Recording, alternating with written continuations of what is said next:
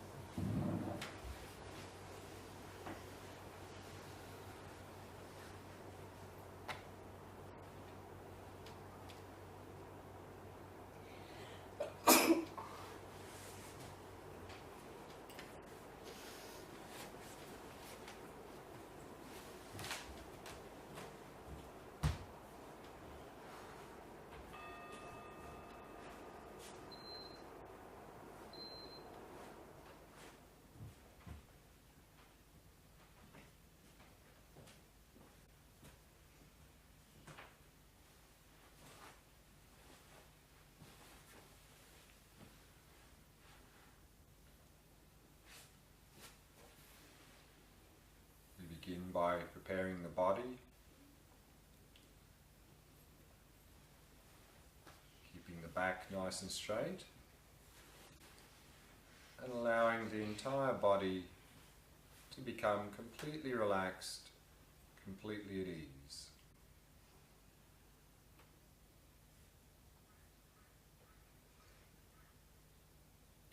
Using the out breath to relax and release any tightness or tension in any part of the body.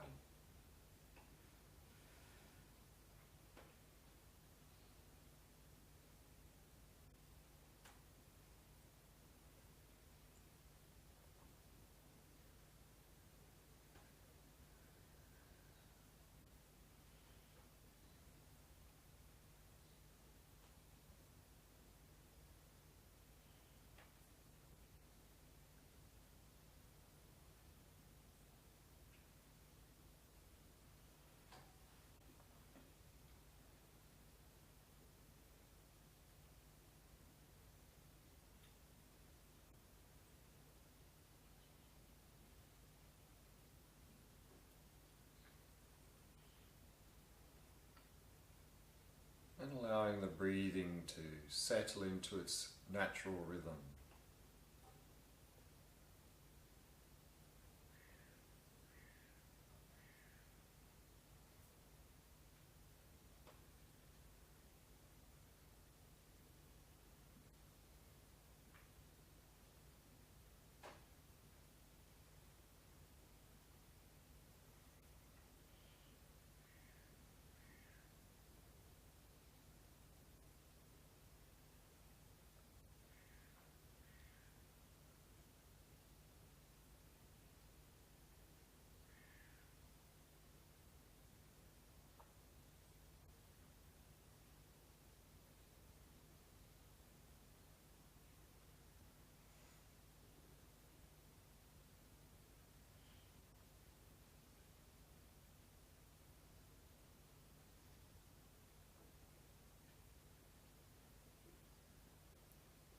Preparing the mind,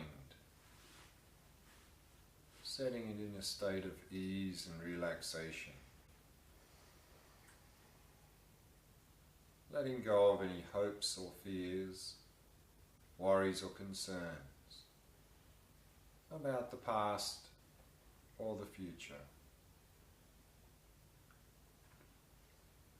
letting go of all of these things. And simply allowing the mind to come to rest in the present moment through focusing on the sensations of the breath throughout the body.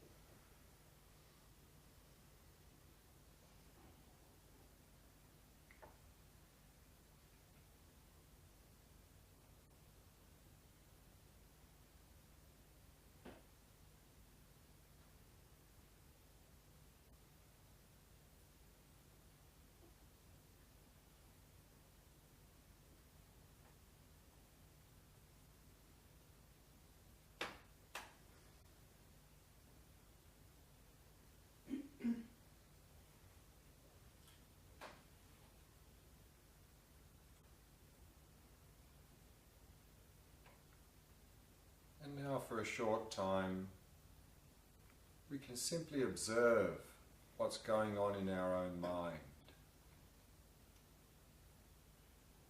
For this practice, it's recommended to have the eyes at least partially open, vacantly resting your gaze in the space in front of you, not straining the eyes in any way.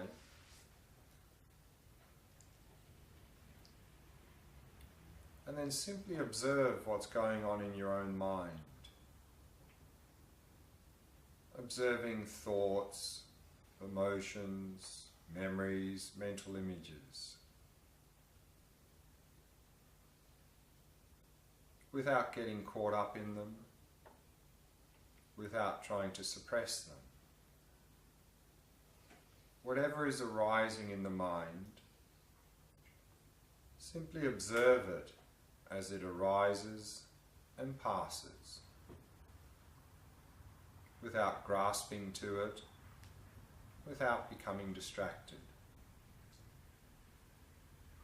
Simply be like an impartial observer or witness, observing your own mind.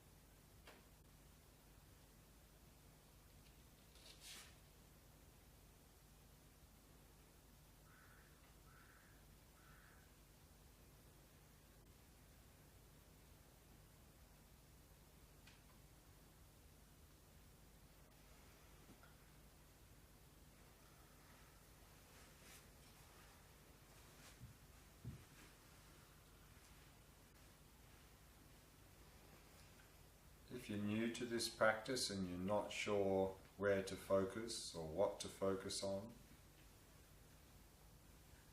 then to help you, to bring you into the practice, every now and again, deliberately generate a thought. Any thought will do.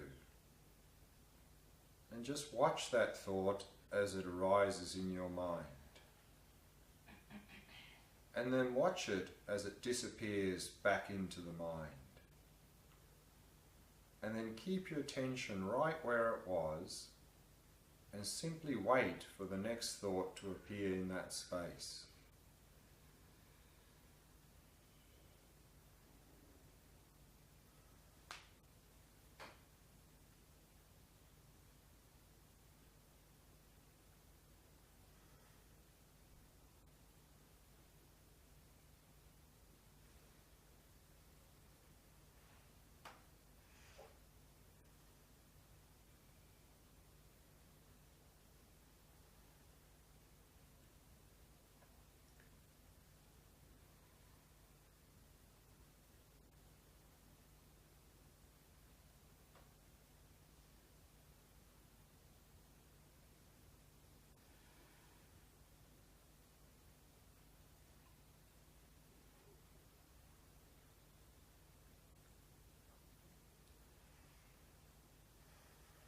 In this practice, we're not trying to make the mind still. Simply observe what is arising in the mind. If there's nothing arising, observe that stillness. If a thought, emotion or memory arises, simply observe that without getting caught up in it. Simply observe it as it arises and passes.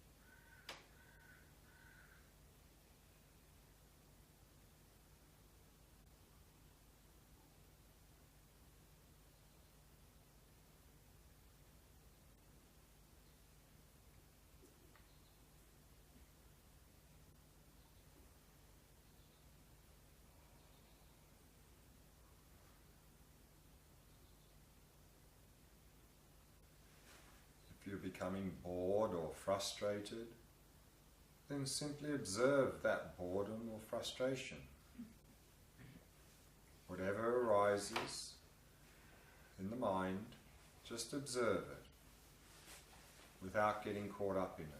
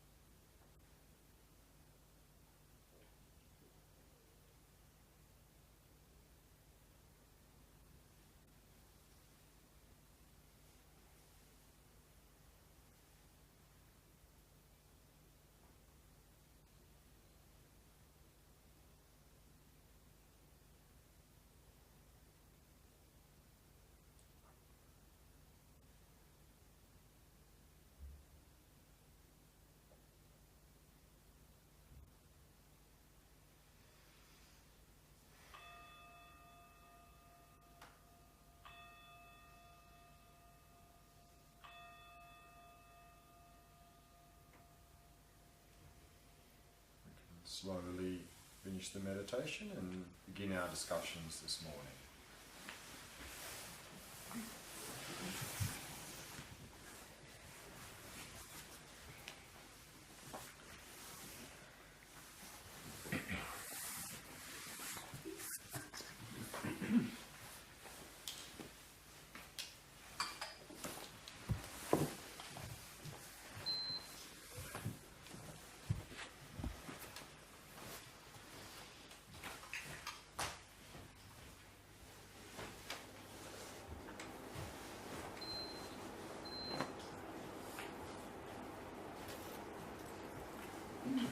So again, let's start with a short review of what we covered yesterday.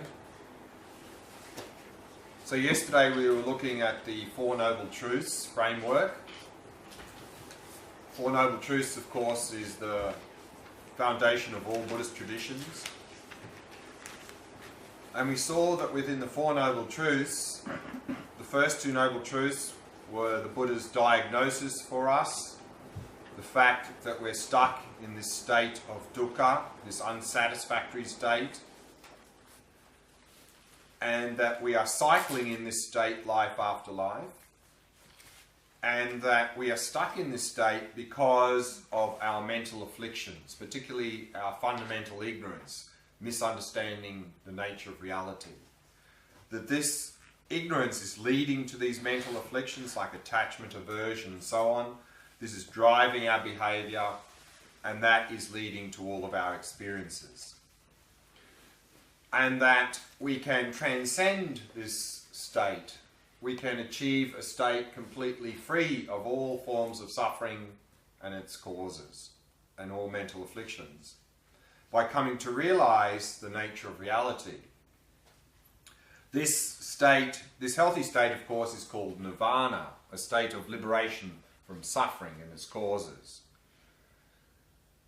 And how to achieve that, we saw in the Truth of the Path, the fourth Noble Truth, we saw that the three core elements of practice were ethics, concentration, wisdom. That on a basis of an ethical lifestyle, avoiding harmful behaviour, we develop concentration. We develop a calm, clear and focused mind. And then we use that calm, clear, focused mind to investigate the nature of reality and come to penetrate the nature of reality, come to realise the nature of reality, and thereby overcome the fundamental ignorance, mental afflictions and all suffering. And so this is the foundation of all Buddhist traditions, and this level of practice is now adopted within what's called the Theravada Buddhist traditions. But then also the Buddha taught, particularly in what's called the Perfection of Wisdom Sutras teachings, that there actually is a deeper underlying level of ignorance than merely this grasping onto an autonomous self. That at the deepest level, the ignorance we suffer from is grasping onto independent me, independent objective world. And that if we come to realise that there's no independent me, no independent world, then with a motivation also of bodhicitta, meaning not only aspiring to our own liberation from suffering, but aspiring to achieve the goal of enlightenment so that we can most effectively help others to be free of suffering, then we can not only achieve the goal of nirvana, but we can go on to achieve that further goal of enlightenment, become fully awakened, a Buddha.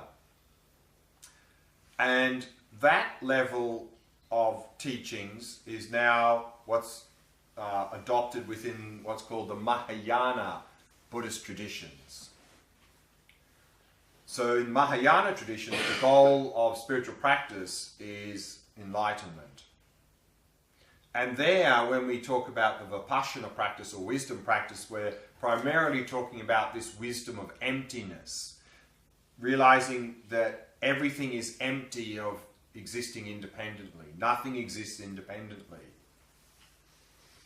And then we briefly looked at another level of practice called Vajrayana or Tantra. Vajrayana, like Mahayana of course, has the goal of enlightenment. That's the goal of tantric practice. So we have the same aspiration of bodhicitta. The difference between Mahayana and Vajrayana is the level of mind we are using in the practice. Both in Theravada and Mahayana, we are using this coarse mind we have now. We are refining this coarse mind through the shamatha practice, making this coarse mind more stable, clear and focused, and then we use that to investigate nature of reality. Whereas in the Vajrayana or Tantra level of practice, we're trying to gain access to a much deeper level of mind, what's called subtle, and particularly the very subtle level of our mind. And if we can gain access to that very subtle level of mind, it's much more powerful. And if we can gain access to that and use that to come to realize nature of reality, we can accelerate the spiritual path to enlightenment.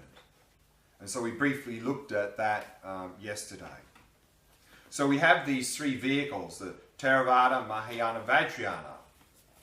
And as we saw, they're not somehow different vehicles. Rather, we should look at them as levels of practice. So we would not be able to, for example, enter into the Vajrayana, the highest level of practice, without having a solid foundation in the practices equivalent to the Theravada level. And then on top of that, having a good basis in the Mahayana practices. So today what we're going to do is have a look at what's called the Lam Rim.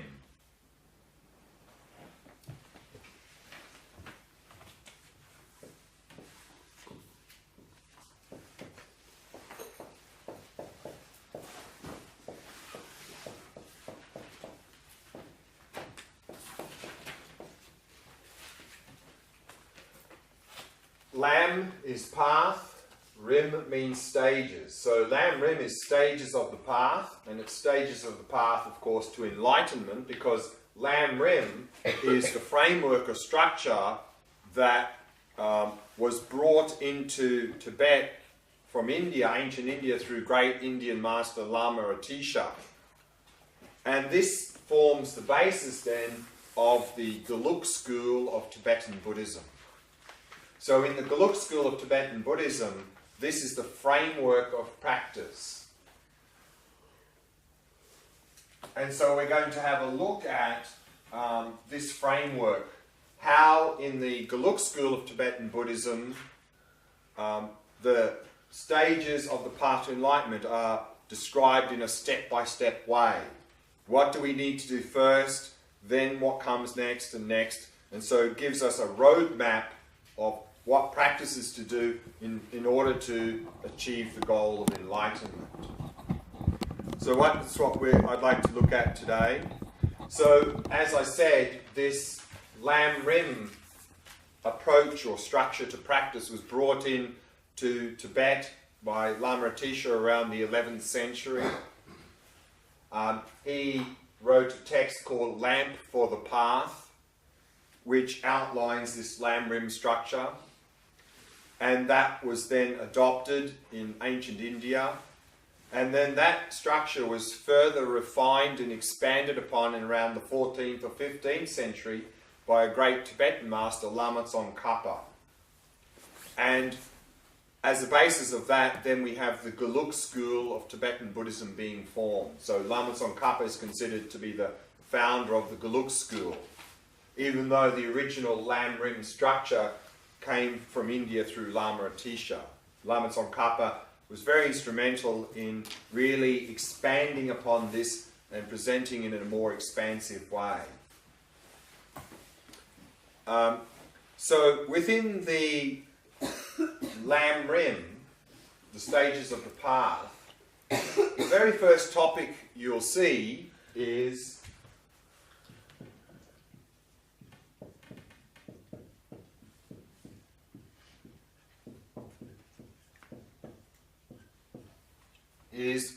relying on a teacher, which seems to indicate that the very first thing we need to do is to find a teacher. And that was probably the case 1,000 years ago in ancient India and ancient Tibet, because in those days, if you didn't have a personal teacher, you couldn't really begin to do anything, because there were very few texts available. Most people were illiterate. And so the only way to gain access to any teachings or practices was through personal instruction from a qualified teacher.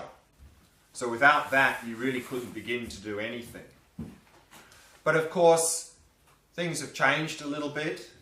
And in our 21st century, of course, there are lots of books and texts available. So here, of course, we can start to do something without having a qualified teacher. We can begin by reading some books or listening to some audio or something. And so we can actually begin to do something without having a qualified teacher. But still, there are a lot of advantages to having a qualified teacher. Because they can make our practice most effective. Because now, of course, we don't have unlimited time. If we had unlimited time, then we could say, well, I don't need a teacher. I can just do it and keep doing it. And if I go wrong, then I learn from that and come back and do it right. But of course, we don't have this unlimited time. We've only got a very short amount of time, relatively speaking. So we want to make things most effective. So with a qualified teacher, they can give us very much personal advice. They can tailor the spiritual path to our own specific needs. And also, they can more easily see if we are going astray, if we're doing the practice in a wrong way. So they can correct our mistakes. Without a teacher, then sometimes we do a practice and we're not realizing we're doing it incorrectly and actually sort of going in the wrong direction. But they can see that very clearly. And also what we often find is, of course, we come up against all sorts of obstacles in our practice. Internal obstacles, external obstacles. And often we get stuck and we don't know how to go beyond those obstacles. Whereas a qualified teacher, they've gone through all of that. They can give us very good advice on how to overcome obstacles. And often the advice is in terms of transforming the obstacles, transforming that difficult situation from an obstacle into some sort of thing we can use to actually progress in the spiritual path. And also, with a qualified teacher, we have what's called a feedback loop happening. Is that the qualified teacher would give us some instruction, some personal instruction, say, go and do that. So we would go off and implement those instructions as best we can for some time, maybe some weeks or even longer, months maybe. And we'd go back and we'd report how we went. And then based on our report, they would adjust those instructions. So of course, without a qualified teacher, we don't have that feedback loop happening. Now, it's very much recommended that we have one personal teacher. Of course, we can get general teachings from a number of different teachers. But when it comes to personal advice, it's best to have just one. That's the recommendation. And there are some reasons for that. One reason, of course, is that if we have more than one teacher and we go to a number of teachers for personal advice and they give us what seems to be contradictory advice, which one do we follow? Then there's just confusion. And very often you'll find if you go to a teacher for personal advice, the one thing they're going to ask you to do is the one thing you don't want to do because it's the one thing you really need to work on. And so then if you go to the teacher and they ask you to do this thing because that's what you really need to work on, and you go, oh, that's too difficult, I don't want to do that. Then you run off to another teacher and they probably say the same thing. You go, oh, no, I don't want to do that. And then you keep running off until you find a teacher that says something nice. This is not in our best interest. So therefore, it's best to have one qualified teacher, personal teacher. And if you go to ask for personal advice, then you better be prepared to follow their advice. Otherwise, don't ask.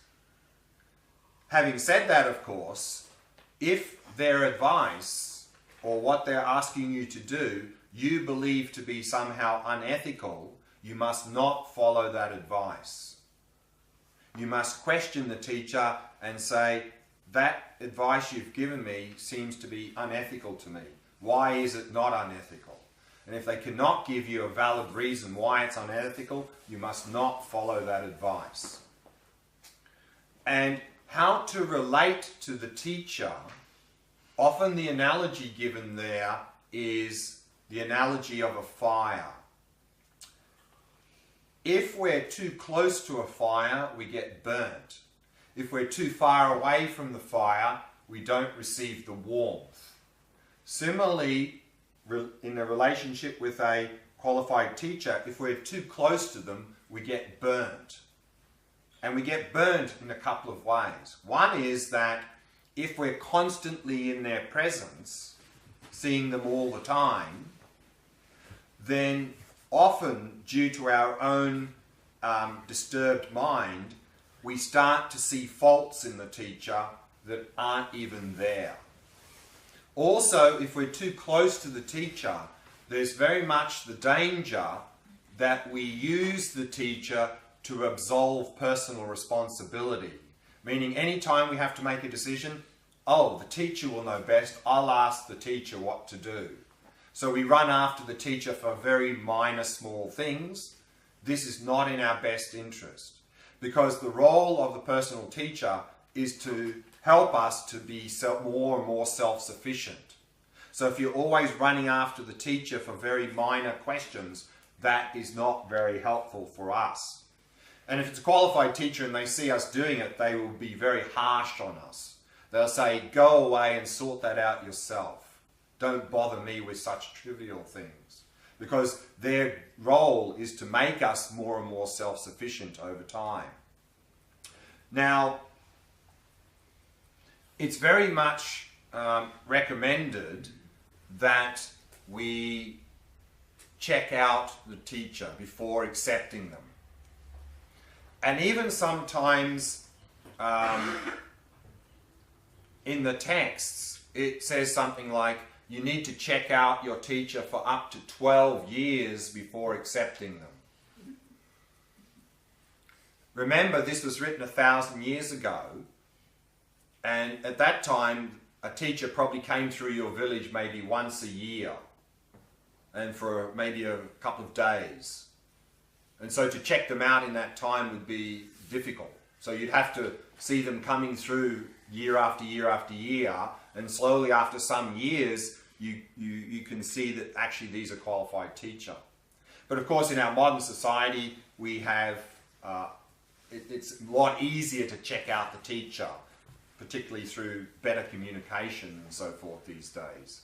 But the bottom line is to check out the teacher thoroughly before accepting them as a teacher.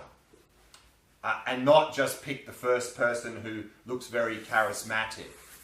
Because we see, unfortunately, that's what people do these days, and then they end up getting associated with a teacher that's not qualified and even sometimes has some very bad motivation and are looking to exploit the students. So we really don't want to get into that situation.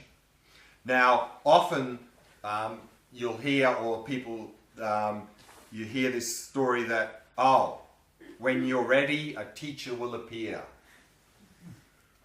And so people have sometimes this idea that, oh, they'll just be sort of at home, lying on the couch, sipping their coffee, there'll be a knock on the door, they'll open the door and there'll be a person there with a halo around their head and saying, I'm here to help you. I think if this is our idea, we're going to be waiting a long time for that knock on the door. Maybe it'll never come, I think. So, therefore, we need to do two things in terms of finding a qualified teacher. One is to actually search for them, and secondly, to make a strong aspiration to meet a qualified teacher. And if we have that strong aspiration to meet a qualified teacher, this plants very powerful imprints in our mind to find ourselves almost by magic, somehow ending up in a situation where we actually meet a qualified teacher. So if we do both of those things, if we set a strong aspiration to really want to meet a qualified teacher and we actively look, then we will find a qualified teacher. Now, we need to check out the teacher. The teacher can be a teacher at any one of those three levels. So we could have a teacher that's qualified to teach the foundation level of practices, what's corresponding to Theravada. So such a teacher is often called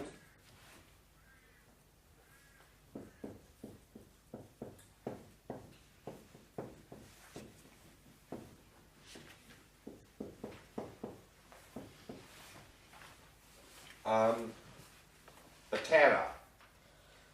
Tera means an elder, someone who's more experienced in the spiritual path than we are. A little bit like the idea of the tribal elder, the wise tribal elder. So a Tera is someone who is qualified to guide us at that foundation level of practices, the Four Noble Truths, to guide us towards Nirvana, the personal liberation. Then at the next level of practice, at the Mahayana level of practice, the teacher is often referred to as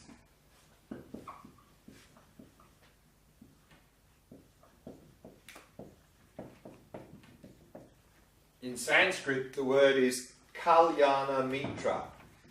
Kalyana Mitra usually is translated into English as something like virtuous spiritual friend.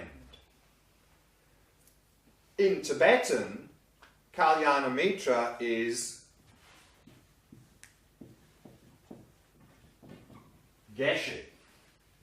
Ge is short for Gewa, meaning virtue, and She is short for Shenyen, meaning spiritual friend or friend. So a Geshe is a virtuous spiritual friend, or Kalyana Mitra. Now what we need to realize is that this word Geshe nowadays is simply an academic title. Nowadays, if a monk, and now nuns as well, spend a lot of years studying in the monastery or nunnery, usually up to 20 years or more of study, and they pass some academic exams, they're given the title Geshe. So a Geshe now is simply an academic title. So if we see someone called Geshe this, Geshe that, we should not assume they're a qualified teacher of Mahayana. What we can assume is that they've done a certain amount of study and passed some academic exams. Historically, 1,000 years ago, if someone was called a Geshe, it really did mean that they were a qualified teacher of Mahayana. They were a qualified teacher. And then at the level of Vajrayana or Tantra,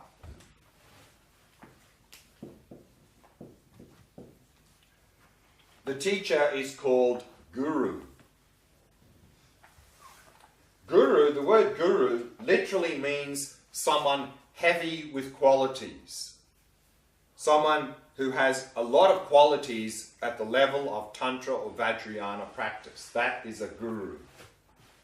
Guru, translated into Tibetan,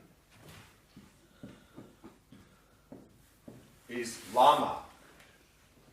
But again, these days, the word Lama is often simply a term used as a sign of respect for more elderly monks. So again, if we see someone called Lama this, Lama that, we should not automatically assume they're a qualified teacher of Tantra or Vajrayana. We need to check them out. Lam Rim here is really focusing on the Mahayana level of practice. So when we're talking about relying on a teacher, we're really talking about relying on a Kalyana Mitra. So what I'd like to do now is have a look at if we want to find a qualified teacher in Lamrim, a Kalyana Mitra, what qualities should we look for in that teacher? And in the text, they usually come up with a list of 10 qualities we are to look for.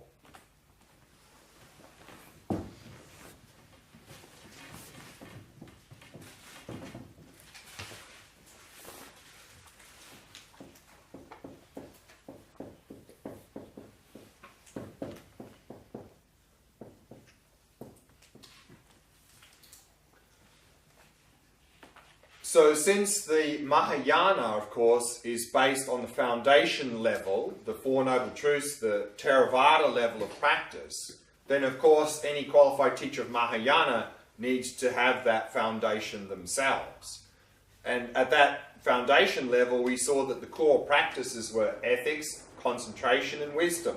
So of course the qualified teacher needs to be qualified in those three things.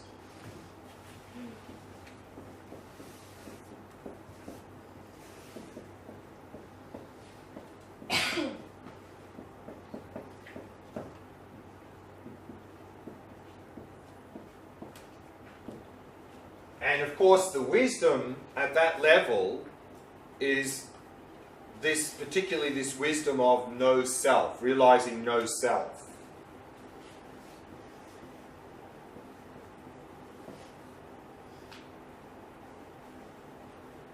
Then the fourth quality is that, of course, the teacher should have a greater knowledge than the student.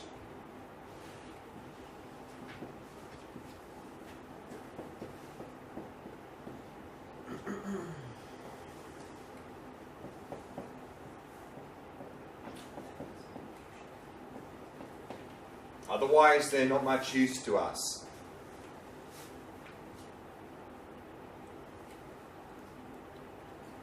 Not only that, but of course in the Mahayana, we have a wide range of many different practices. And if the teacher only has a lot of knowledge in certain limited practices, and our needs fall outside of that, they're not much use to us. So not only do they have to have depth of knowledge, they have to have breadth of knowledge. They have to have a wide range of understanding.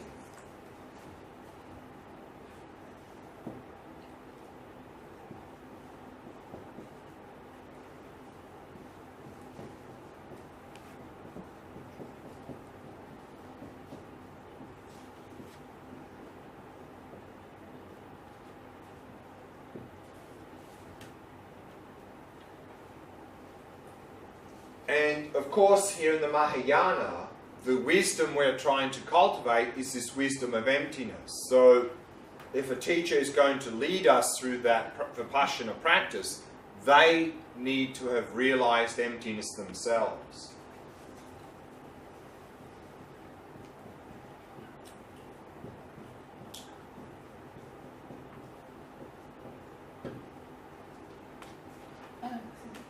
Yeah. 4 is more depth of knowledge than the student, and 5 means a wider range of knowledge, meaning knowledge in many different areas of the path. If they're only knowledgeable in certain practices, but our needs fall outside of that, then they're no help to us. So Mahayana is very vast in the practices. So they need to have a wide range of understanding in many different practices, not only depth of understanding in certain ones.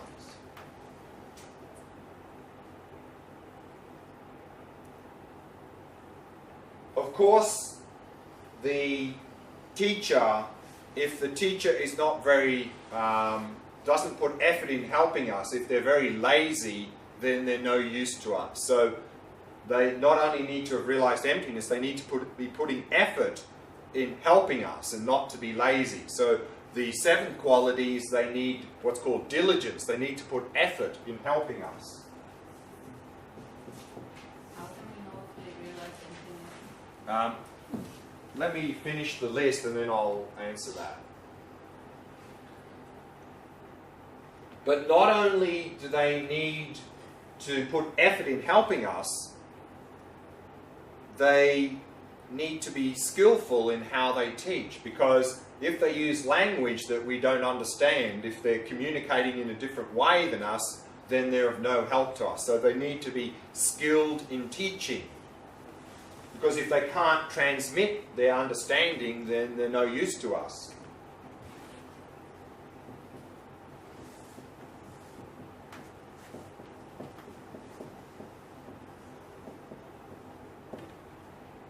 But not only do they need to be skilled in teaching, they need to have a good motivation for helping us, and not have a motivation of trying to become famous or wealthy or something by having lots of students. So they need to have great compassion as their motivation.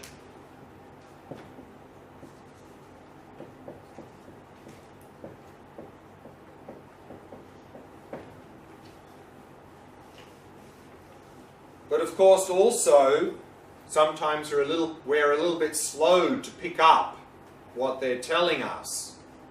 So of course if they get frustrated and give up because we're not easily understanding what they're saying, that's of no help to us. So they also need to have great patience with us.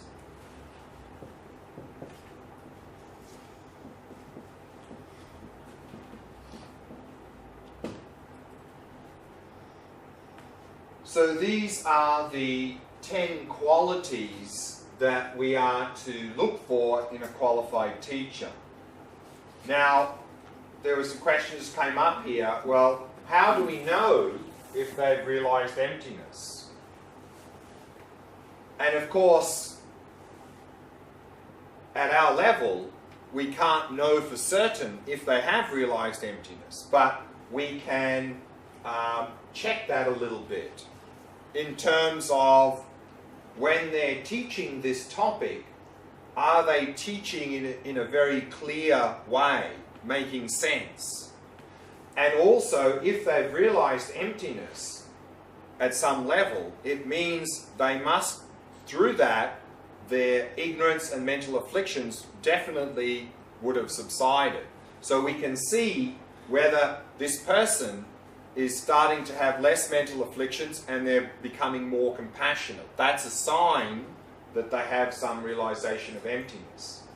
And of course also in terms of looking for a qualified teacher, then if that teacher is part of a larger organization, then you can also ask the qualified or the highly placed people in that tradition about this teacher, what they think of this teacher.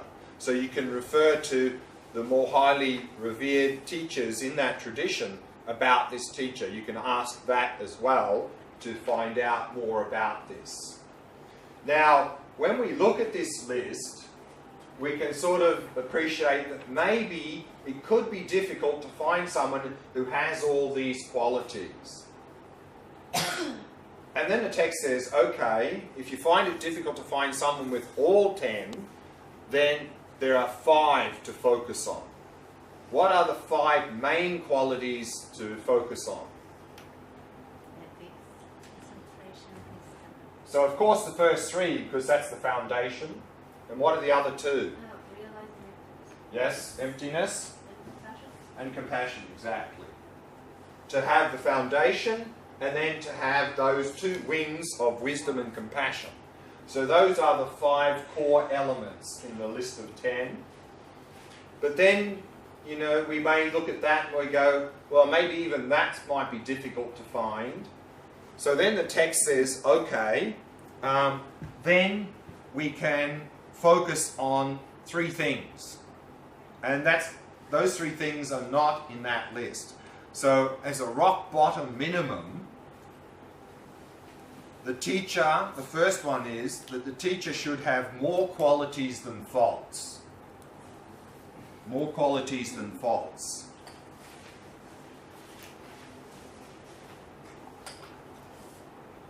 The second is they should be thinking more of future lives than this life. thinking more of future lives than this life. What does that really mean? What it means is, effectively, is this teacher caught up in the 8 worldly concerns or not? If this teacher is concerned about amassing a lot of wealth, fame, reputation, they're not a qualified teacher of Buddhism. And the third point is they should be thinking more of others than themselves. Thinking more of others than themselves. Again, meaning, is this teacher caught up in very selfish motivations, just thinking about themselves? If they are, then they're not a qualified teacher. Now, if we want to find a qualified teacher, then from our side, we need to be a qualified student. So what does it mean to be a qualified student?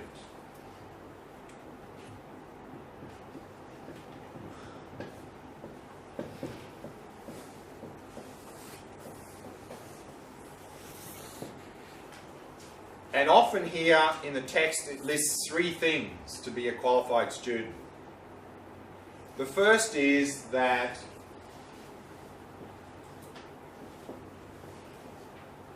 to be unbiased. And what unbiased here means is to not disparage or put down any other valid spiritual tradition.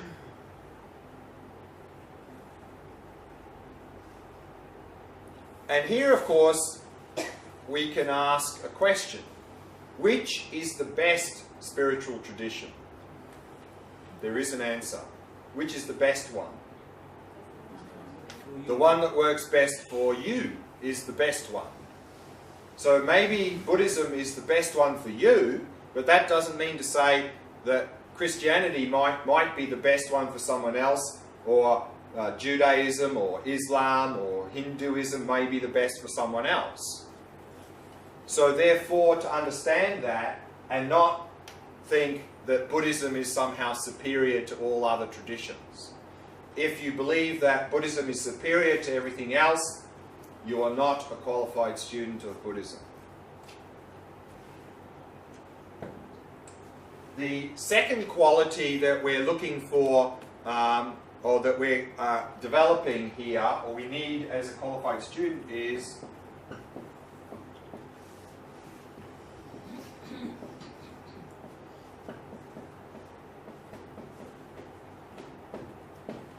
wisdom. And the particular wisdom we're talking about here is what's called discriminating wisdom. What this means is that we need to check out the things we hear and not blindly accept anything. So if we are blindly accepting advice and teachings in Buddhism, we are not a qualified student. We need to, as the Buddha himself said, please do not accept my teachings merely out of devotion to me, but you need to be like a goldsmith who checks and tests the quality of the gold before accepting it. That is a qualified student. One who checks and tests the teachings before accepting them. So if we are blindly accepting the advice of a teacher, we are not a qualified student.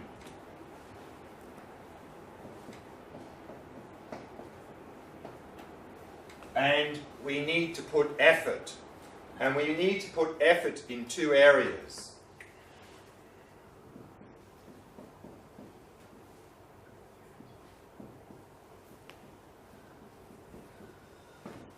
We need to put effort in study and practice. When I first came to Buddhism, I think I had maybe 1.5 out of 3 qualities. I definitely was not unbiased. I really thought Buddhism was the best. I had, I think, always pretty good discriminating wisdom. I never really tended to accept anything on face value. I put some effort into study and I put 0 effort into practice. Now I think I'm a lot better here, try to be very unbiased, and I'm putting a little bit of effort into practice now. So, if you want to be a qualified student of Buddhism and you don't have these qualities, then I think we need to cultivate these qualities if we want to take advantage of having a qualified teacher. Any questions about qualified teacher or qualified student? Yeah. I missed what you said about how can I know if the teacher is emptiness. Realized emptiness, yeah. Realized emptiness. How can I know? How can you know? It's said that if we get to the point of realizing emptiness, particularly directly, because that really purifies the mind, it's said that from that point on to the final goal, because our mind is more pure now, we can actually directly see what level other people are at. At that point, we will know directly if that person has realized emptiness or not. So, if we realize emptiness directly now, sorry? No, but I'm just saying, is that if when we do, because that really purifies the mind, from that point on, we have the capacity to directly know the level of other people. Before that, of course, we don't have that capacity. So now, then, to directly know if someone's realized emptiness, we can't know because we don't have that capacity yet. What we can infer is that if that teacher is teaching on the topic of emptiness, if their explanation is very clear and methodical and so forth, we can infer that they have some, at least, experience of emptiness at some level because of their very clear way of teaching it. Also, of course, if that person has realized emptiness, that implies that they have already really begun to get rid of mental afflictions and ignorance. And so what we should see is if they've realized emptiness, we should see that their mental afflictions are very much reducing, that they're becoming much more compassionate person. If that's not happening, that's a pretty sure sign they haven't realized emptiness. So that's another thing. And then, of course, if that person, if we know someone who's very highly regarded in their tradition, they will know much better the people in their tradition where they're at. So we can ask them what they think of this person. Is this person qualified or not? So, you know, like in the Kagyu, we have the head of the tradition is the Karmapa. We have problem with now. Sorry? There are problem with this now. No? But, there are two Karmapa and there is... but I don't think they have problems with each other. We make problems. The students make problems. But I think they have no problem. Oh, really? Yeah. Okay. I think they're not fighting or arguing. The students are fighting and arguing, not them.